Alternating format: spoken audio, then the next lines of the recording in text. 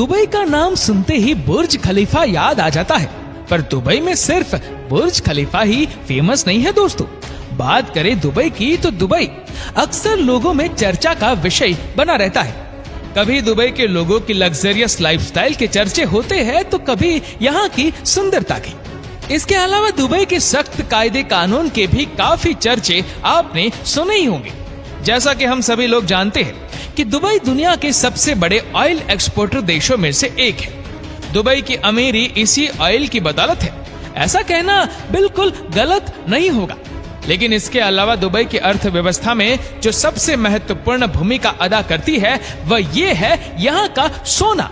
जी हाँ, दुबई तेल के साथ साथ सोने का निर्यात में भी काफी आगे है।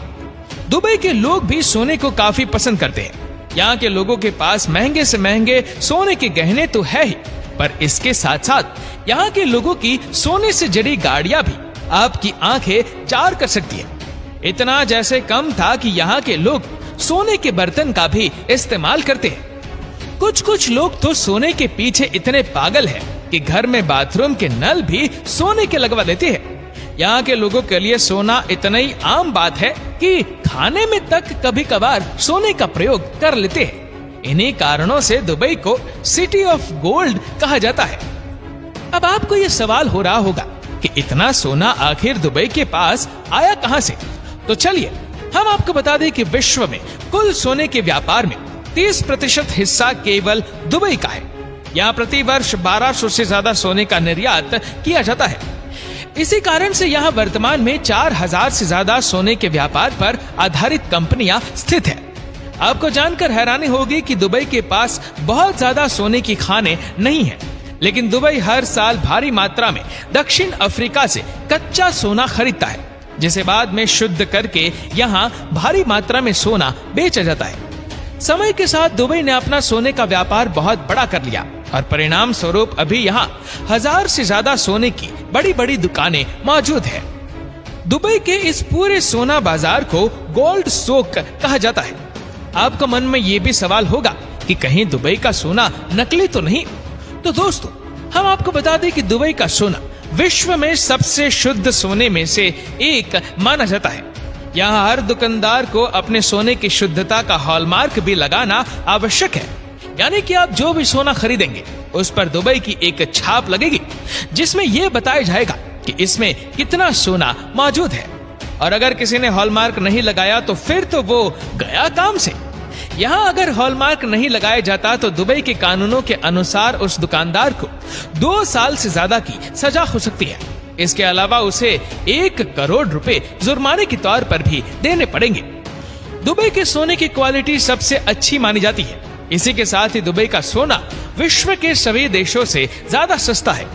इसका सबसे बड़ा कारण यह है कि दुबई में सोने पर टैक्स बहुत कम लगाया जाता है। ये सोने पर मामूली से टैक्स लगाए जाते हैं, जबकि भारत जैसे देशों में सोने पर कई प्रकार के बड़े टैक्स लगाए जाते हैं। इसके कारण यहाँ अपने आप ही सोना बहुत महंगा हो जाता है और इसीलिए दुबई के बाजार में सोना खरीदने के लिए विश्व के कोने कोने से लोग आते हैं। इसलिए यहाँ के सोना बाजार में रोज हजारों की भीड़ सोना खरीदी हुई दिखाई देती है। यहाँ मुख्य रूप से Pakistani, British, Saudi Arabian, Omani और कनाडियन लोग सोना खरीदने आते हैं। अगर हम भारतीयों की बात करें तो दुबई में भारतीय एक बड़ी संख्या में निवास करते हैं। दुबई में रहने वाले एशियाई लोगों में से 50% तो केवल भारतीय है, इसलिए दुबई में भारतीय निवेश भी ज्यादा है। इसी कारण से दुबई के सोना बाजार में सबसे ज्यादा खरीदार भारत से आते हैं। अब आपके मन में ये लड्डू फूटा होगा कि मैं भी दुबई जाके अपने लिए कुछ सोना खरीद लूंगा। तो हमें आपको बताना पड़ेगा कि भैया जरा सब्र करो। दुबई से भारत सोना लाने के कुछ कायदे कानून हैं, पहले वो तो जान लो। एक भारतीय यात्री जो 1 वर्ष से अधिक समय से दुबई या फिर किसी अन्य देश में रह रहा है, वह 50,000 रुपए तक के गोल्ड बिना किसी टैक्स के भारत ला सकता है। ये नियम पुरुष यात्री के लिए लागू होता है।